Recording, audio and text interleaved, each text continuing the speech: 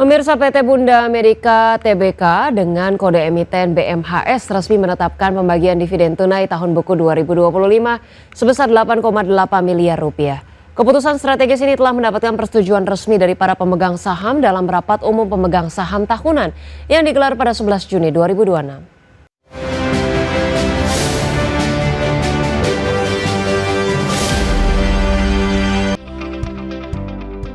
PT Bunda Medik Tbk dengan kode emiten BMHS resmi menetapkan pembagian dividen tunai tahun buku 2025 sebesar 8,8 miliar rupiah. Berdasarkan hasil keputusan rapat RUPST, setiap pemegang saham emiten pengelola rumah sakit ini akan mendapatkan jatah dividen sebesar 1,03 rupiah per saham. Total alokasi dana dividen tunai tersebut setara dengan porsi 71% dari keseluruhan laba bersih tahun buku 2025 perseroan.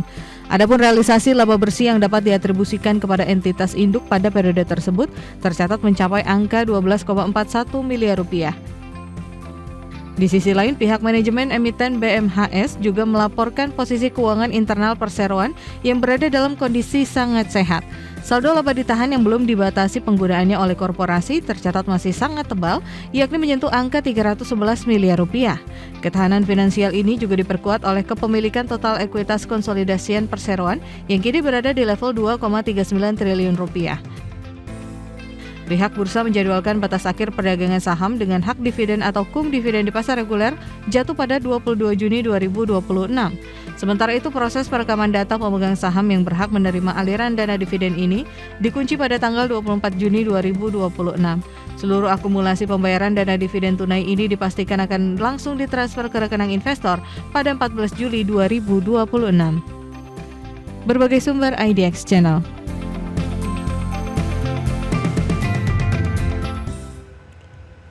Ya, pemirsa, emiten alat kesehatan PT Hetzner Medical Indonesia Tbk atau MEDS berencana untuk memperluas kegiatan usahanya ke sektor jasa fabrikasi logam. Langkah ini menjadi strategi diversifikasi pendapatan dengan memanfaatkan kapasitas mesin CNC yang telah dimiliki untuk menyasar kebutuhan industri manufaktur dan otomotif nasional. Perseroan berencana menambahkan kegiatan usaha di bidang industri barang logam dan jasa machining berbasis mesin CNC. Langkah ini dilakukan untuk mengoptimalkan fasilitas produksi yang selama ini digunakan untuk mendukung bisnis alat kesehatan. Dengan diversifikasi tersebut, Perseroan berharap dapat menciptakan sumber pendapatan baru di luar sektor kesehatan.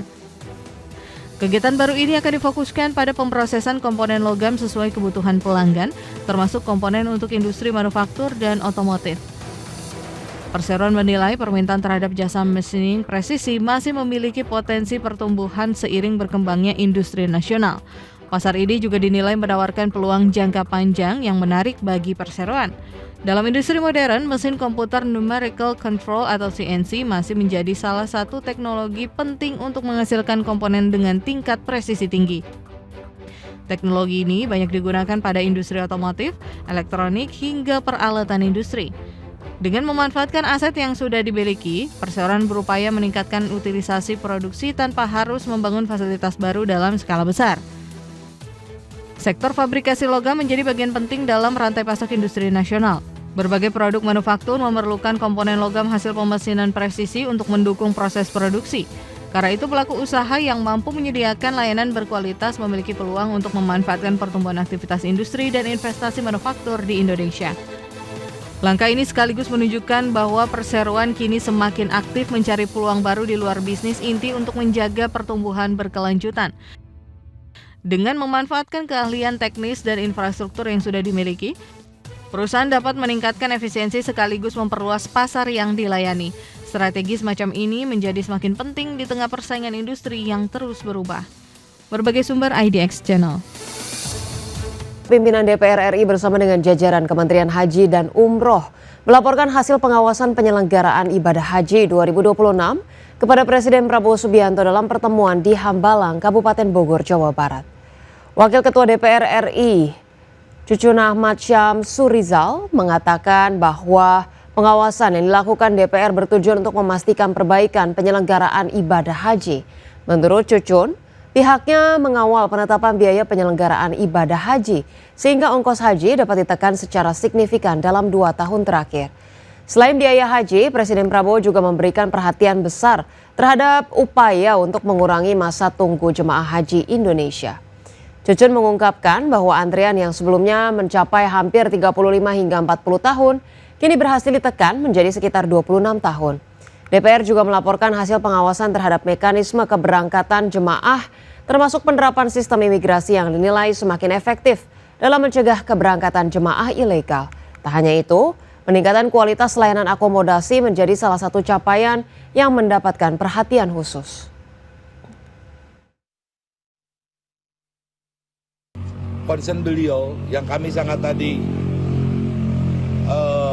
apresiasi itu, ingin bagaimana antrian ini yang kemarin sudah hampir 35 tahun, 40 tahun, melalui para pembantunya Bapak Presiden, Pak Menteri Haji dan Pak Wamen semua bekerja, sudah bisa ditekan sampai 26 tahun. Bahkan beliau menyampaikan tadi, kalau bisa tolong lebih cepat lagi, seperti apa skemanya kalau misalkan antrian ini tidak panjang.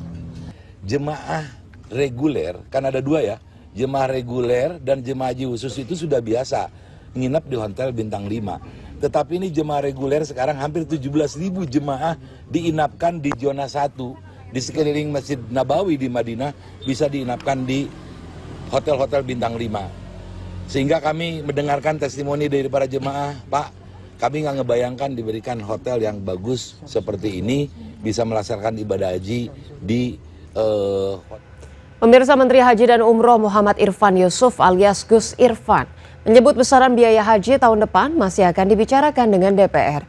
Ia belum bisa memastikan apakah biaya haji pada 2027 akan turun atau tidak nantinya. Selain itu, Gus Irfan menyampaikan pemerintah Arab Saudi juga menaikkan layanan haji yang pasti akan mempengaruhi biaya haji pada tahun depan. Oleh karena itu, ia menekankan ihwal biaya haji ini masih akan dibicarakan dengan DPR. Gus Irfan menyampaikan pemerintah berupaya untuk mengoptimalkan kampung haji untuk menekan biaya haji tahun depan.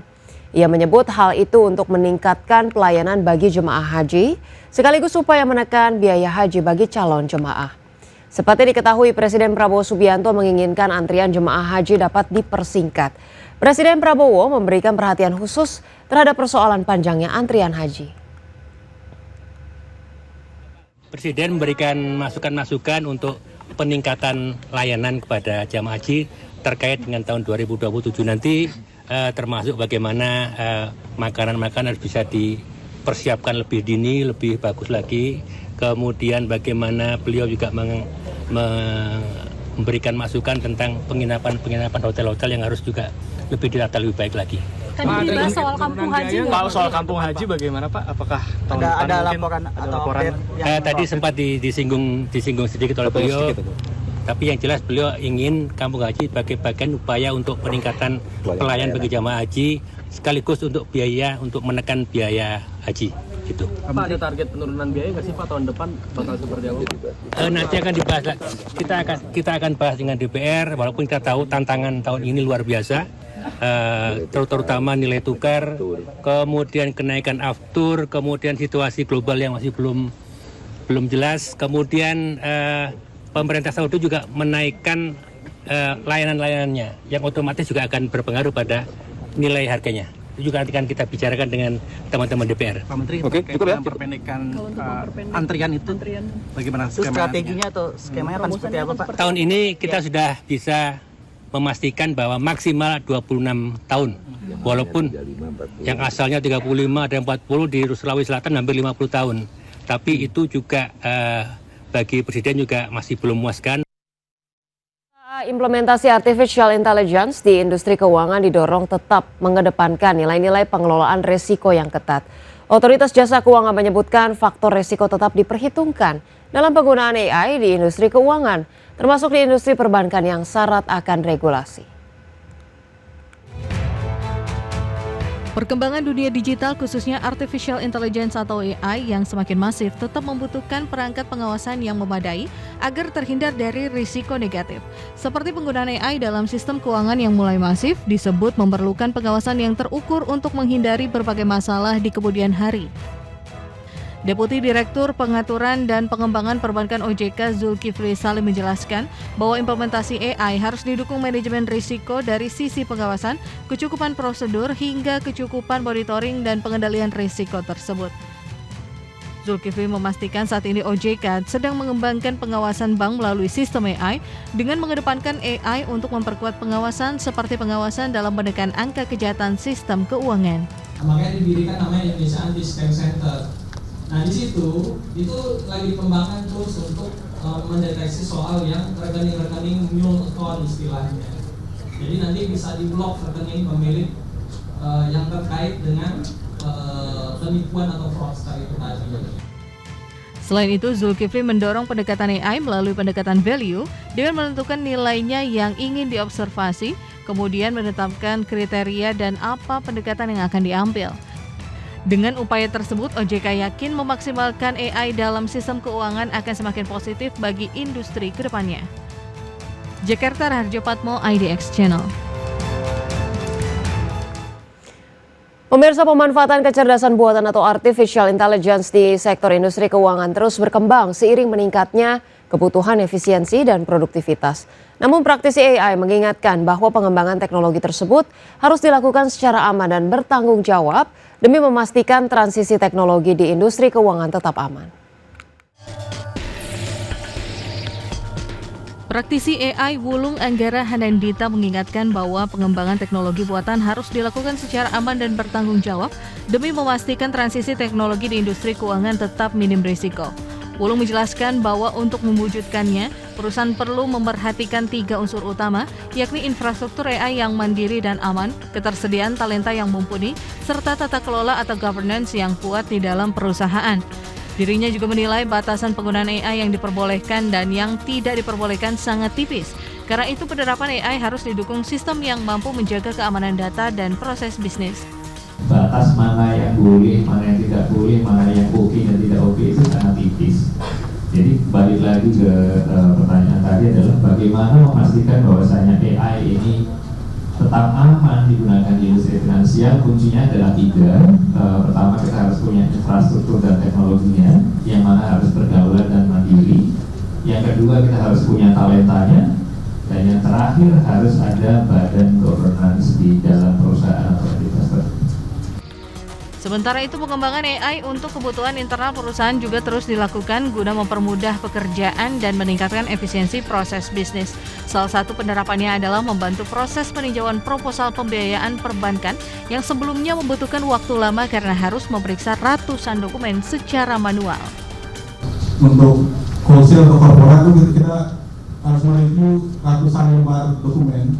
Jadi, sekarang itu masih algoritma dengan manusia, ini memastikan datanya benar dan pembiayaan ini sifatnya valid. Jadi kita harus lewat manusia dan itu cukup bisa dibantu dengan cepat dengan Gen AI.